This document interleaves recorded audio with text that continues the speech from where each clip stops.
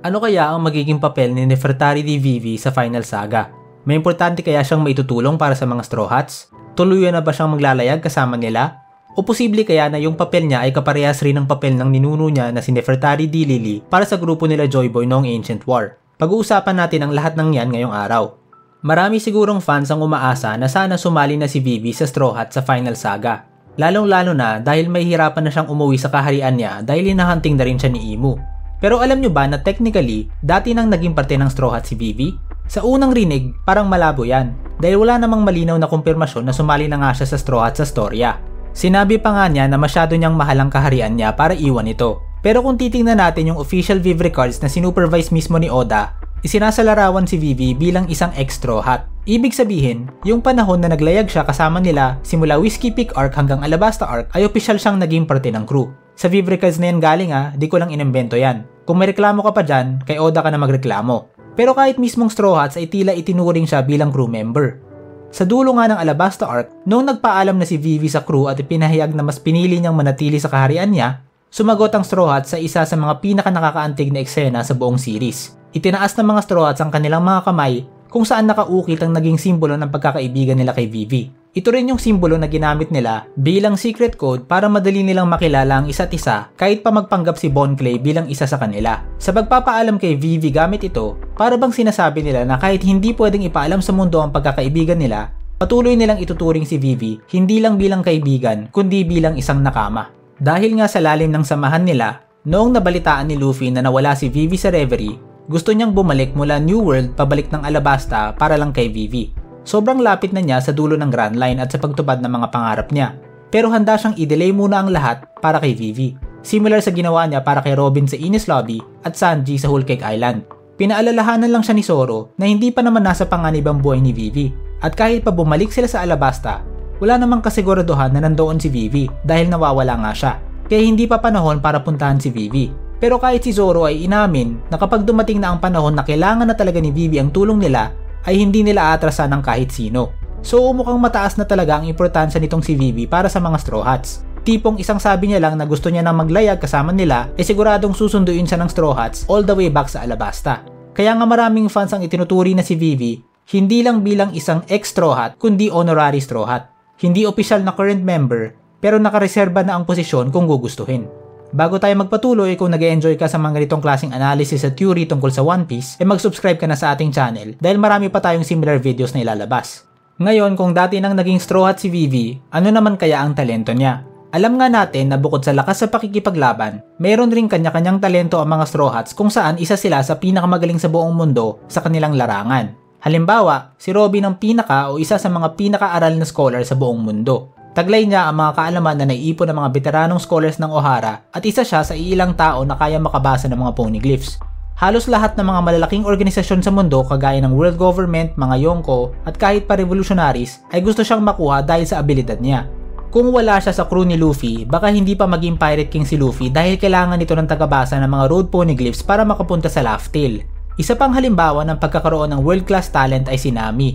Isa siya sa mga pinakamagaling na navigator sa buong mundo. Dala ito ng husay niya sa pagbasa ng panahon, pag-intindi ng kapaligiran, at paggawa ng mga mapa. Ilang beses na nga siyang pinuri ng iba't ibang tauhan katulad nila Vivi at Caribou dahil sa husay niya bilang isang navigator. Mismong si Arlong na malaki ang galit sa mga tao ay mataas ang tingin kay Nami at pinasali pa nga ito sa crew niya dahil sa talento nito. Mas magaling pa raw si Nami sa pagbasa ng agos ng tubig sa ilalim ng dagat kaysa sa mga aktual na fishman na sanay ng lumangoy sa ilalim nito.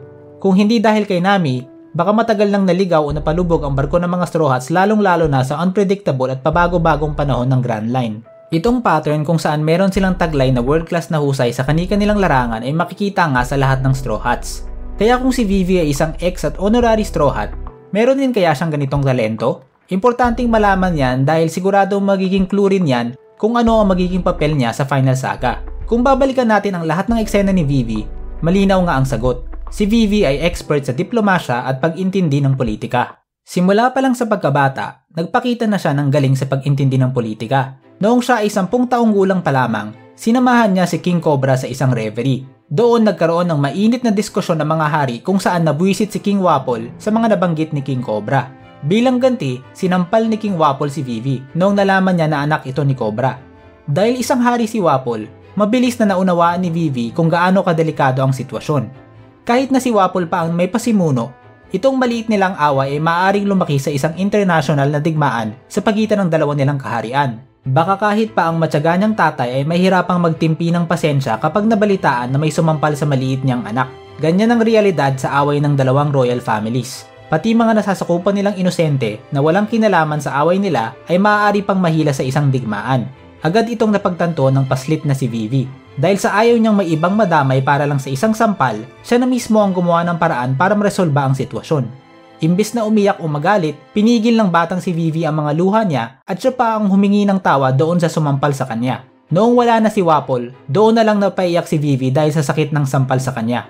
Pero isipin nyo yun, sa isang kaganapan na dinaluhan ng iba't ibang makapangyarihang hari, itong bata pa ang gumawa ng paraan para panatiliin ang kapayapaan. Kahit pa ang future hari na si Dalton ay napabilib sa ipinamalas na pag-intindi ni Vivi ng politika at pagmamalasakit sa mga nasasakupan niya.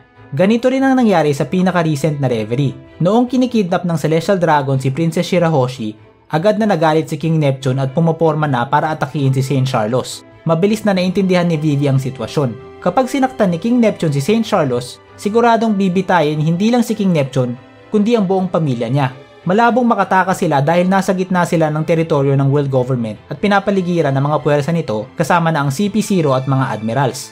Baka pati buong Fishman Island ay wasakin pa bilang kaparusahan sa kasalanan ni King Neptune.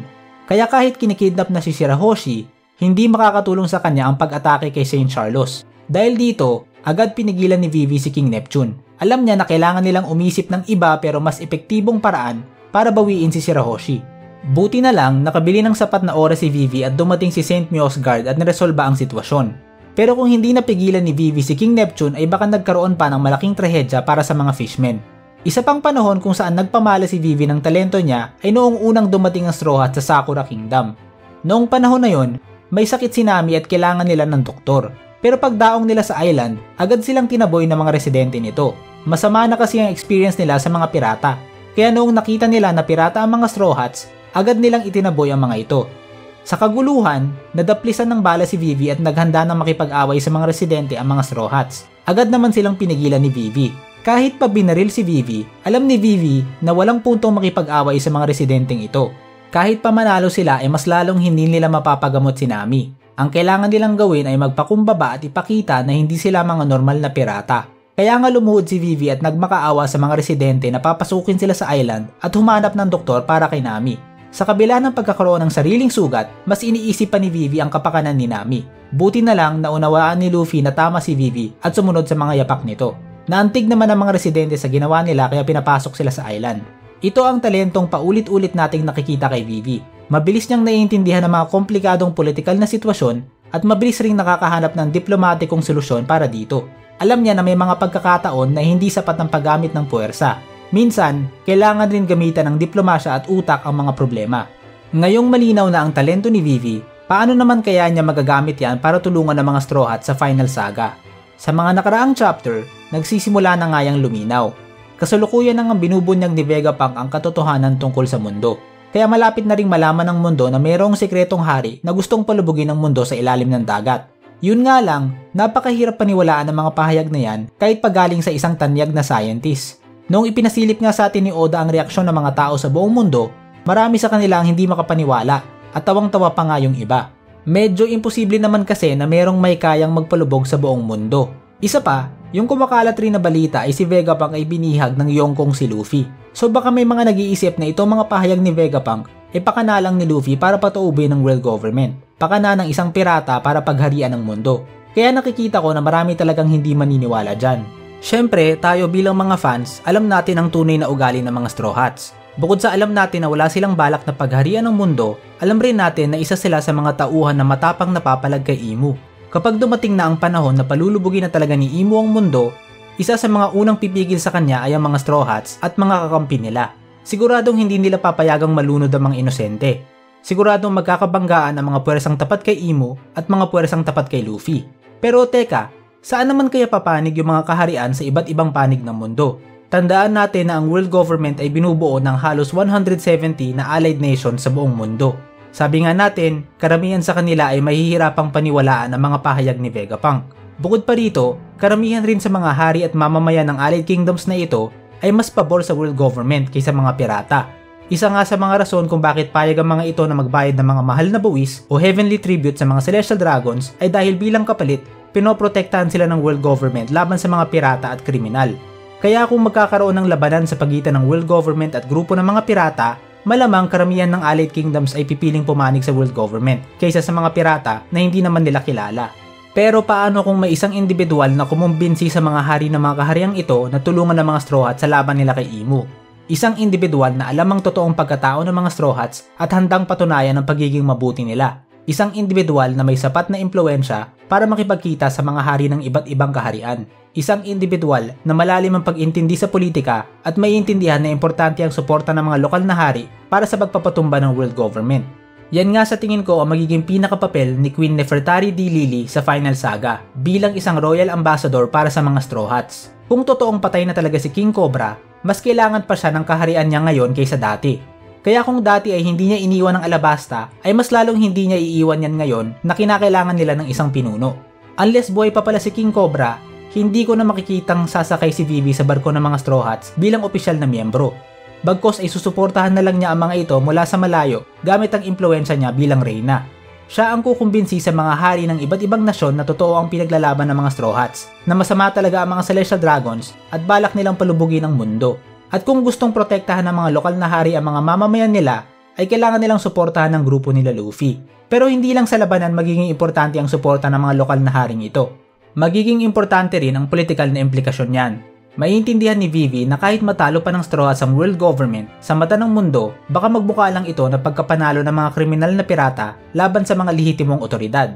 Baka mas lalo pang mapasama ang tingin ng mundo sa mga Straw Hats. Pero kung ang mga Straw Hats ay may suporta ng maraming lokal na kaharian, ang paglaban nila ay magmumuka hindi bilang rebelyon ng mga kriminal, kundi paglaban laban sa kasamaan at kawalan ng katarungan ng world government.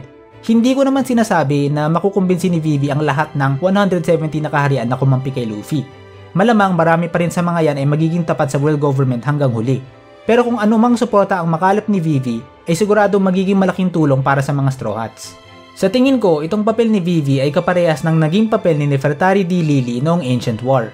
Opisyal na parte si Lily ng alyansa ng 20 Kings na lumaban sa Ancient Kingdom ni Joy Boy na kalaunan ay binuo ang world government. Pero base sa mga impormasyon na alam natin, mukhang isa rin siyang sikretong kakampi nila Joy Boy. Bukod sa hindi siya pumayag na lumipad sa Marijua para mabuhay bilang Celestial Dragon, katulad ng mga kasamahan niyang hari, binanggit rin ni Imu na si Lily ang may kasalanan kung bakit naipakalat ang mga poneglyph sa buong mundo.